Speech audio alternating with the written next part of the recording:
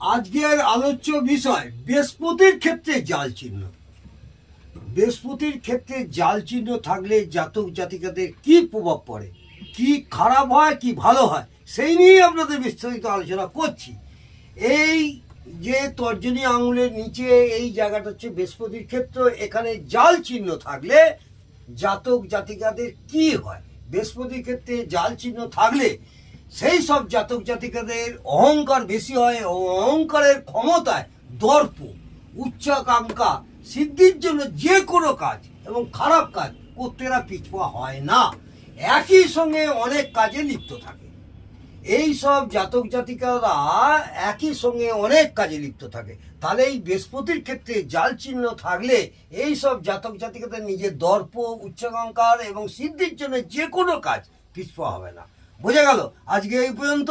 আগামী দিনে আপনাদের অন্য ক্ষেত্রে জাল চিহ্ন থাকলে কি প্রভাব পড়বে সেই নিয়ে বিস্তারিত আলোচনা করব।